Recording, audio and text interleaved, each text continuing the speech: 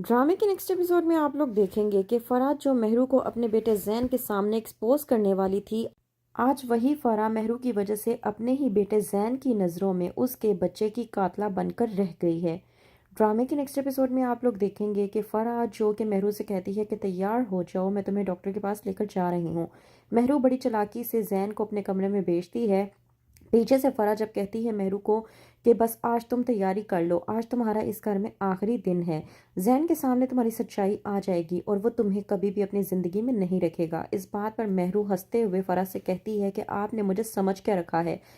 मैं आपको एक बात बताती चलूँ, आज मैं ऐसा कुछ करने वाली हूँ जो आपके वहमो गुमान में भी नहीं होगा।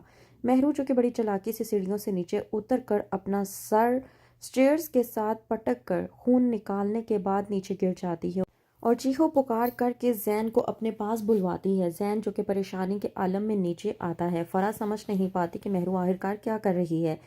मेहरू जो कि चिल्लाते हुए कहती है कि जैन मेरे बच्चे को कुछ हो गया है। जैन समझ नहीं पाता कि मेहरू को आखिरकार क्या हुआ, तो वहीं पर मेहरू झूठ बोलकर कहती है कि तुम्हारी माँ ने मुझे सीढ़ियों से नीचे धक्का दे दिया है, जिसकी वजह से मेरी ये हालत हो गई है। वहीं पर दूसरी तरफ अदील की तबीयत ख़राब होने की वजह से खादी जब अदील के बारे में पता करने के लिए आता है तो वहाँ जाकर ज़ारा से मुलाकात करता है और कहता है कि सर को लेकर इतना ज़्यादा परेशान क्यों हो रही हो, सर की आज जो भी कंडीशन है वो सिर्फ़ और सिर्फ तुम्हारी वजह से है। इस बात पर ज़ारा भड़कती है और कहती है खादी को कि बाबा की तबीयत मेरी अकेले की वजह से ख़राब नहीं हुई, इसके ज़िम्मेदार तुम भी हो। मैं सच ही कह रही हूँ आदि, अगर मेरे बाबा को कुछ भी हुआ तो मैं तुम्हें कभी भी माफ़ नहीं करूँगी। हादी जो कि ज़ारा से कहता है कि जब तुमने इतने इल्ज़ामात लगा ही दिए हैं तो तुम मुझे ये भी बता दो कि आखिरकार मेरा कसूर क्या है, किस लिए तुम मुझे ये सब कुछ कह रहे हो।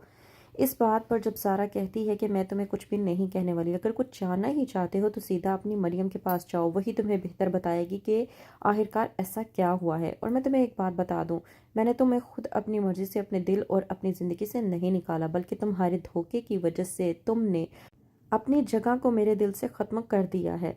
हाथी समझ नहीं पाता कि मैंने आखिरकार ज़ारा को ऐसा कौन सा धोखा दे दिया है जिसकी वो बात कर रही है।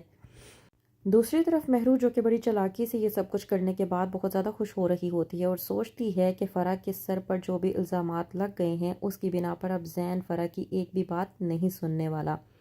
वहीं पर मेहरू ये सब कुछ करने के बाद करती है सलमान को कॉल और कहती है कि मैंने आज वो काम भी कर दिया जिसकी वजह से मैं बहुत ज़्यादा घबरा रही थी।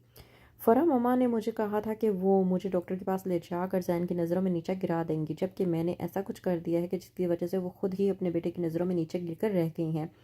इस बात पर सलमान जब मेहरू से पूछता है कि तुमने आखिरकार ऐसा क्या कर दिया है, तो वहीं पर मेहरू बताती है सलमान को, मैंने बड़ी चालाकी के साथ तमाम तर इल्ज़ामात मामा पर डाल दिए हैं। बताती है मेहरू कि किस तरह से उसने सीढ़ियों से नीचे गिरने का नाटक करके जैन को बुलवा कर उसकी ही माँ को उसके सामने गुनहगार बनाकर रख दिया है। कहती है मेहरू कि अब जैन ही अपनी मामा को अपने बच्चे का कातिल समझता है।